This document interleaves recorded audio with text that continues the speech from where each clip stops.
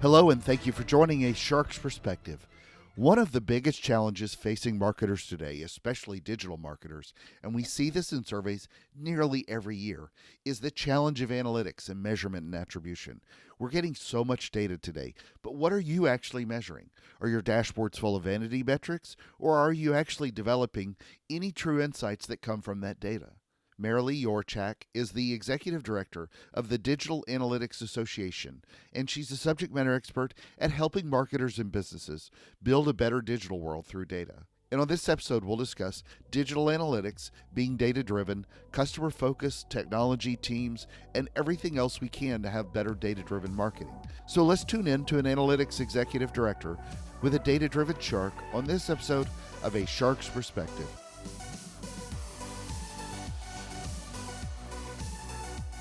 Marilee, thank you so much for joining us today on A Shark's Perspective. So tell me a little bit about your background and what's your career to date.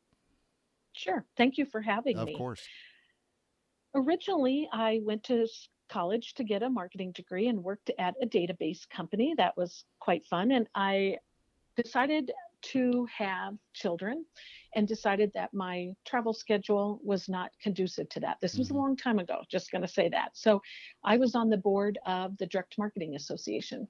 And when I left my job, the Direct Marketing Association came to me and said, "Would you consider managing this association?" Mm-hmm. I thought, sure. I don't know that much about an association. There's not a degree in Right. association management, Right. but I had an MBA. I thought, sure, I could do this. So I started out 5 hours a week doing that. It was pretty easy to help them grow. They had a lot of low hanging fruit. I stayed with them for a while and then went to a similar association, the Business Marketing Association, was with them for 25 years, got my certification as an association executive. But 3 years ago, came over to the Digital Analytics Association and loving that job. It's a global organization with 5,000 members worldwide, Well, lots of chapters and lots of great things going on. so as a marketer, they must have seen what your background experience was, that drew you into an analytics executive director role. What do you think that was? I mean, was that a passion of yours that came out? Did the group see it in you, or how did that sort of come to light? Um, the I can never under stress the power of networking. Yeah, This was not an advertised agreed. position, but the president of the association was someone I knew. I had actually brought him to Denver to speak at a conference, and he said to me, "We're looking to hire somebody to run this association. Maybe we could talk about it."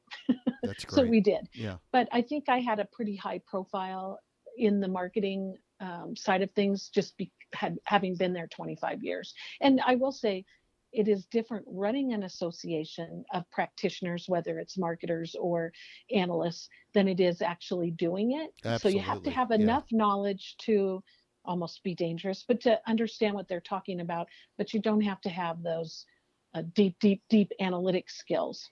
So, over your career, and especially now in the role that you're in today, how have you seen analytics jump to where it's such a clear and present sense that we're seeing it today? I know we spoke earlier about a report that I'd read in eMarketer. You read one similar in Gartner that I've seen. But really, one of the top things that is concerning marketers, especially digital marketers today, is focusing and improving on their measurement and attribution and all the analytics that go within that. Tell me what Right. you're seeing really currently as to what's driving that and all the different kinds of changes and trends that we should look for. Sure. So I think as organizations recognize that they need to become more data driven, that has something that has implications across the entire ecosystem. And the one thing that I would say is really important and what we see as a measure of growth is that there's education for data literacy Yes, across the entire organization. It comes from the top that being data driven is important and that we are going to give you the resources so you can be data literate. I think I mentioned to you that there's a Gartner study that cited that 82% of organizations said analytics is a leading priority for them. However, uh, very few of them have really realized the potential for data as a corporate asset. So they know it, It's one of those things, you know what you know, but you're not sure where to go to the next step. And that's actually where I think our organization as a nonprofit is here to help. Our mission statement is building a better digital world through data. And we do that through professional development and community. So we are here to help educate the digital community and become data literate. So I think most, and I agree with you. I think most organizations, I don't think any of them would ever say they don't need to be more data literate and data driven. So much that data tends to fall into IT, which often collects it. But where are you seeing, the cutoff? I mean, once IT pulls in the data for a lot of organizations, or they're pulling in a lot of that dark data that we don't know is being pulled in. You've still got marketers who need to grab that data and do something with it. And I think Right, that's where a big part of the transition, is a right. miss with data. And that's where marketers have the most opportunity. it's Exactly. not just it's not just pulling out the data, it's providing insights. So as an example, our president elect just recently did a talk to our Toronto symposium, and she said, here's a great quote that she said that she learned from: "You're telling me all about how to make the watch, but what I really want to know is what time it is." So you can have all this data and you can explain how you got it, but really at the C level, to be able to drive business revenue and business decision making, they really need insights. So it's up to the analysts and the marketers to work together to be able to provide those insights. Could not agree more. I even do presentations talking about the zettabytes of data that we're putting out today, but I'm still shocked, having worked with a lot of brands who don't know how to pull out enough meaningful insights. If they could figure out a way to Mhm. really quantify that and measure that number instead of the amount of data, then it would, really give them a different kind of goal. But one of the problems I know that we've discussed before is really looking at the type of data that's being measured. I love Tom Fishburne's, the marketunist. He does a dashboard on a lot of the vanity metrics and what are we actually measuring. But talk a little bit about the types of data that people are measuring either correctly or incorrectly, so that they're not just looking at the wrong types of clicks and likes and all the kinds of things that they should or shouldn't be measuring. Right. And what we talked about a little bit earlier is making sure that you set your goals for what you want to understand Mm-hmm. before you start pulling out the data. So, in the case of social media, when you talked about vanity metrics, maybe the goal really is brand awareness, in Mm-hmm. which case likes and clicks are important. But if you're going to drive revenue, maybe you look at you set your goals up differently. Maybe you're doing some A/B testing on your emails. You're looking at the customer journey all the way along. You're looking at attribution. You're tweaking things all the way along so you can drive some impact. What are the current trends in analytics that you're seeing then with what brands are really measuring to help them optimize their performance? Obviously, we know what they can measure with Google Analytics. Okay, so Google Hmm. Analytics, pulls in a lot of it. But when you look at last click, which is a dirty word to me, and not tagging enough, then unfortunately a lot of people can only measure data from Google Analytics, or they can measure what they can pull from Facebook Insights. What they're not doing a good job of, in my opinion, is they're not doing a good job of pulling all of that data together to tell the full view of the customer journey. A lot of companies don't have that. They live in a Google world, in a Facebook world, and some internal stuff, organic, and that's it. So here's an example. At this talk I mentioned last week, our president went through an example of a test that she ran, and the success metric for it was the lead capture rate. So the metrics that she used to uh, achieve that success metric was unique visitor response submit rate, chat abandons, chat box closes, visitor score, total leads from other sources, and heat map hovers on chat. So those are pretty specific Mm-hmm. questions, but they were all tied to that success metric. Then does the Digital Analytics Association Do you give guidance to organizations on what they should measure? No, not really. Because it's so different for Yeah, every that's true. organization, and it depends on what the goals are. But we, as a nonprofit educational association, we help provide information and tools for folks to learn how to measure certain things. So, as an example, we have a certificate in A/B testing. We have another in segmentation. We have That's another in great. lead scoring. How many certifications and tests ballpark do you have? Well, there's actually a difference between certifications and certificates. Not everyone knows Sure. that, but certification is something that you have to apply for and be competent in and have a test in. So, as an example, we do have a certification that, and it's just like a CPA or a project manager that can put some initials behind their name. It's CWA, Certified Web Analyst. You do have to have 3 years experience in order to sit for the test. Certificates are short, um, very detailed education in a specific Mm-hmm. topic like A/B testing. So in our case, it's a 6 hour uh, time that you read the materials. It's all online. So you read the materials, you watch the webinars, and then you take an exam, and then you get a certificate from DAA for the A/B testing. That's different than a certification. Got you. So we talked a little bit about organizations saying that they need to get, to become more data driven, to embrace analytics more. If I'm a marketer today and I know that I need to improve, which it really applies to everybody, Mhm. where do you start? I mean, sort of where do we start to really embrace this and start to move forward with improving our skills, either as an organization or as an individual marketer? Mhm. That's interesting that you brought that up because in that Gartner study that I was mentioning, uh, there's a 50 to 60% gap between the demand for analytical talent and the supply. Yes, And that is I'd say it's greater definitely, than that.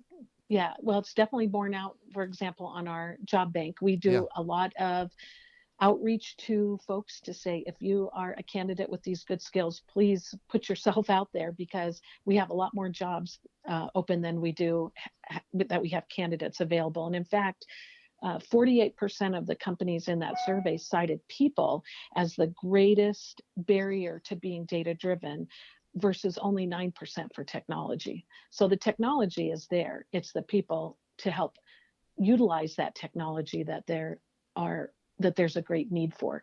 So if I was a marketer and I was looking at how do I become more analytical and how do I get analytical skills?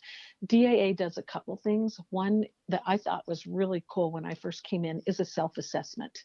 So people go on, they take a 15-minute online test, and at the end of that test, you get a report. And the report says, here's what DAA says I'm proficient in.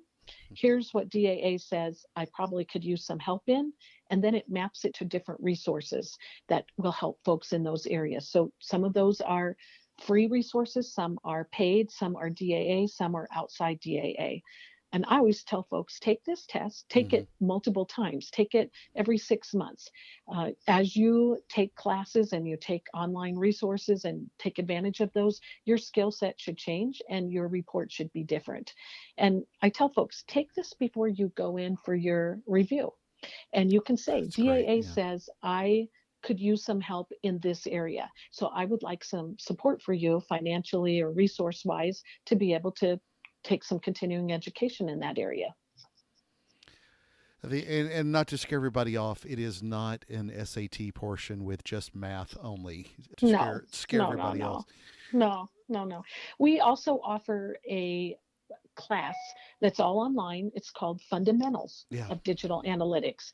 It starts July 9th. It's a 6 week course, or I should say a 6 hour course over 3 weeks, 1 hour Tuesdays and Thursdays. So you can do it over your lunch hour. But that is a great education for folks that are new to digital analytics or on the fringe, maybe like, say, a marketer who really wants to understand a little bit more about analytics and how they can implement it into their daily tasks.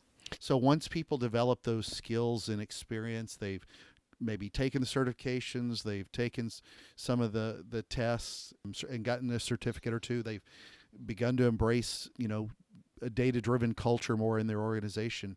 What are the skills they need after that? I think managerial skills would be important. So as you build out an analytics team, it's not just going to be you, it's going to be a team. So those are some skills that you can work on.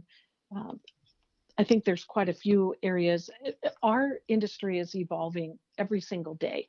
So the importance of continuing education cannot be overstated, that you need to know what's going on or you're going to be left behind. Having worked a lot in analytics in my own career, you find so many agencies that companies are working with, or the types of talent that they bring on early into an organization. So if, whether or not you're, a junior person within a brand, or you're some of the typical types of folks that represent agencies, not enough of them are really pulled into analytics early. And that's one of the things I'd love to see change to help make future marketers be better at being data driven, not just diving into, you know, creative and the project management Hmm. that goes with putting campaigns up. I mean, I still believe if you took a 22-year-old out of college with a marketing degree and stuck them in an analytics role, their incomes would ascend much more quickly than if they, did the typical junior marketer route that so many people do today. One of the Absolutely. one of the things that I think is important to both of us is seeing more women in general to be involved in analytics. That's been, Hmm. maybe it's because of IT and that being such a heavy male footprint, but talk about how you're helping foster more women in analytics roles and how we can help grow that and open up more opportunities for women in analytics. Hmm. Thanks for asking about that. We do have a Women in Analytics initiative, and that was actually driven from member requests. So we have a staff member who she's the champion of that initiative, and it is supported by a couple of our corporate members, Blast and Telium, who really have a commitment to diversity. So this group does a couple things. One, they look for opportunities for women in analytics to speak at conferences. I cannot tell you how many times I Yeah, will see something that is a conference on analytics and I look at it and they're lucky if they have one or two absolutely. women speakers. Yeah. So I will reach out to them and say, uh, have you thought about this? Did you notice that you have a man panel? And quite often they will say, no, we don't know anybody. And I'll say, but we do. So we've been able to place quite a few women on speaking slots on analytics conferences. Another thing that we do is we have thought leader conversations. So once a quarter, we'll bring in a woman who is either has a great journey to talk about as her as a woman in analytics, or as an example, we had one the other day that was a career coach who took questions from our group who can help women talk about what things that will help them in a world that maybe is not always woman friendly. One thing that this group has done is a compensation study, and we actually were surprised at the results of that. The results showed that women actually in digital analytics are more on par as far as gender and wage parity than they think they are. So we're delving into that a little bit more, but that's been very valuable. We also have a mentoring program, and that was started also as a request of this group. So originally it was just women in the mentoring program. That was a success. So we've rolled it out, and now any one of our members can participate in this mentoring program. But because it is a Women in Analytics initiative, we've asked that a woman be on one side of the mentoring equation. So either a woman on the as a mentor or a woman as a mentee. And that's proved to be very popular and successful. So if you had to look into your crystal ball, where do you think analytics will go? Over say the near term. What are you seeing as sort of the tides of change that are coming? Mhm. Well, one thing that is happening is that analytics is getting a seat at the C table. And I've been doing this long enough that I can tell you, I remember when CMO was a new term. Yeah, yeah, Now, 50% of organizations have either a chief data officer or a chief analytics officer. So I would hope in the next 5 years that that number would go to at least 75 to 80%. And I would hope in the next 10 years that it would be just like CMO. We know there's a strong relationship between the chief analytics officer and the CFO. So we'd like to see as a trend that they are more collaborative together and work together. yeah. And it's when it's crazy when you think it's an evolution, if you will, with the CIO's role, because when you think about the types Mm-hmm. of money that marketing is spending on, or what companies are spending on tech, generally it's because of marketing and digital marketing in particular, and that role has just evolved so much from a CIO into where it's really should be going with an analytics type person. So Mhm. Another trend that we see is that a big issue right now in organizations is that there's lots of data, but it's in silos. yes, So it's split in between different departments. So there really is a strong need for close collaboration between departments so they can really effectively make use of all the data. And there's tools out there that are coming to light that they can do that. But I see the chief analytics officer as being the one who drives that change. you have no idea how much of a nerve you just hit on. I talk about this so much with data, with advertising, with everything else, but customers don't live in silos. So why your marketing, your advertising, your analytics exists that way with internal teams, with external agencies, with your data that you own. I will never understand how we've created that giant conundrum, but it is something we've just quite simply got to change. And I'm hoping that data, in particular, becomes more the driving force to help people realize some of their bad Mm-hmm. marketing habits. Mm-hmm. We've got so many different capabilities now to drill down with data. How does GDPR and CCPA and all the other future regulations that will come, how do you look at that as something on the forefront coming with analytics? Well, it's surprising how many people previously said, oh, this will never come to the Yeah, United States. yeah. GDPR is just a Europe thing. Well, as we can see with the California Consumer Privacy Act, that's not the case.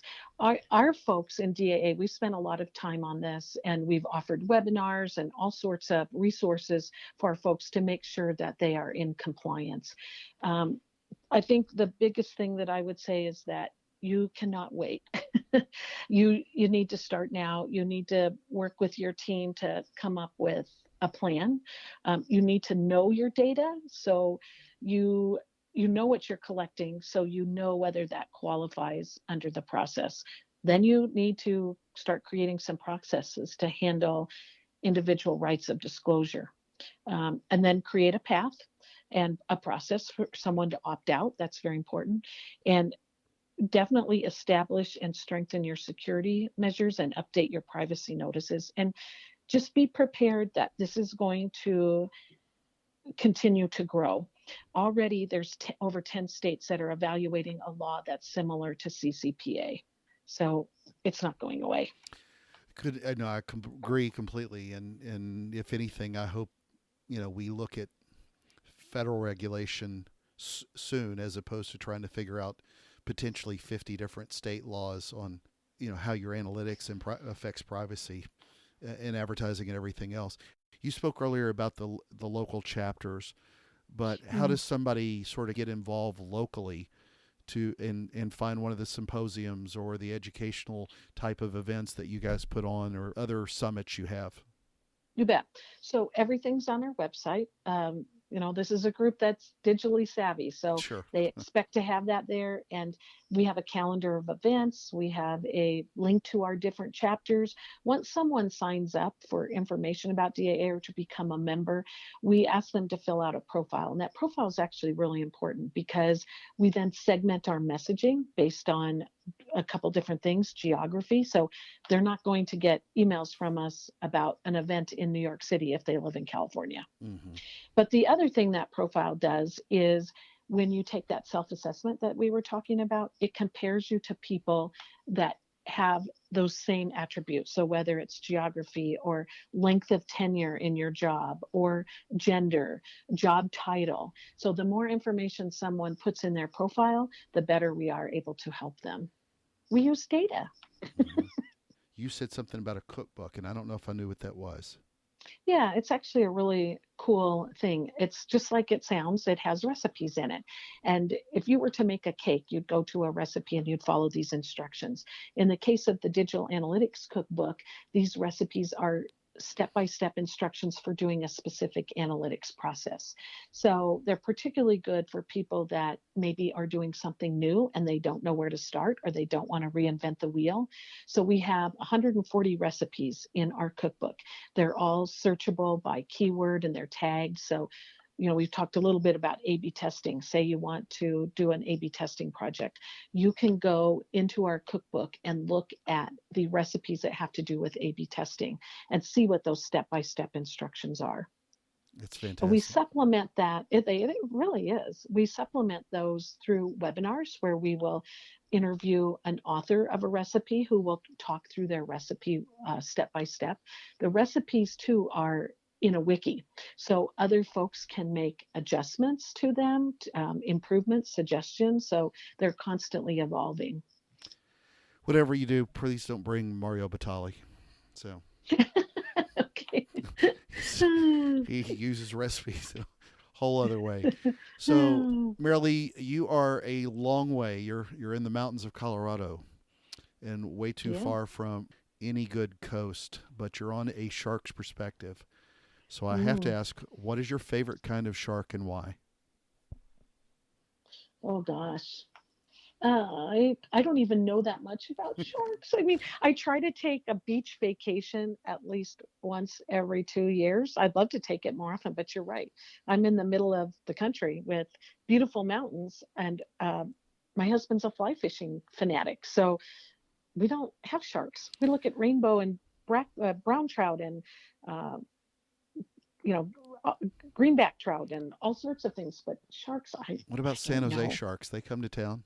You got a hockey team in Denver. Oh, true, true, true, true. Yes, and unfortunately, they're out of the playoffs now too, Sure. as you know. Well, Marilee, it's that special time in the show. Are you ready for the 5 most interesting and important questions that you're going to be asked today? Sure. All right, here we go. Denver Nuggets or Colorado Rockies? Rockies. This is a complete softball for you. Okay. Creative marketing or data driven marketing? Oh, no question. Yeah, no. It's data driven marketing. I mean, creative is great. No, but I look at the end of the day, if you're working for or your client is a company that has shareholders that you have to answer to, what is the thing that they look at? It's money. Mm-hmm. And it can be the most beautiful piece in the world that you've created, but if it isn't driving revenue, it's probably not going to Yeah, be in there for the long haul. yeah, If you want a sustainable career, you look at being data driven. absolutely. Number 3, chief marketing officer or chief analytics officer? Mm.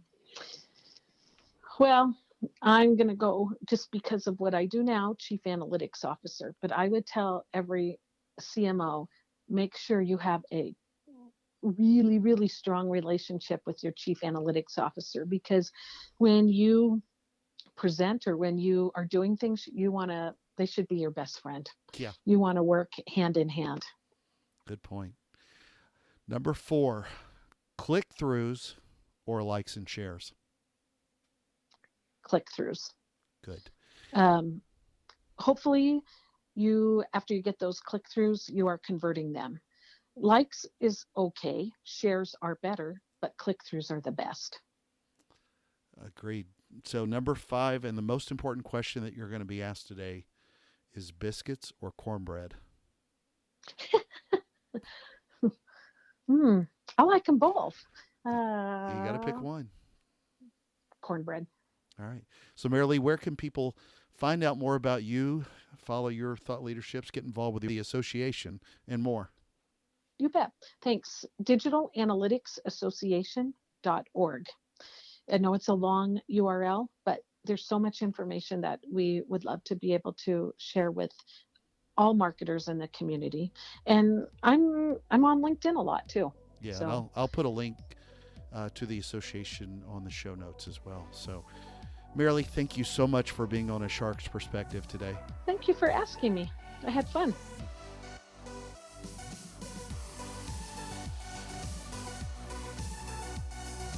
So there was my conversation with Marilee Yorchak, the Executive Director of the Digital Analytics Association, and she's a subject matter expert at helping marketers and businesses build a better digital world through data.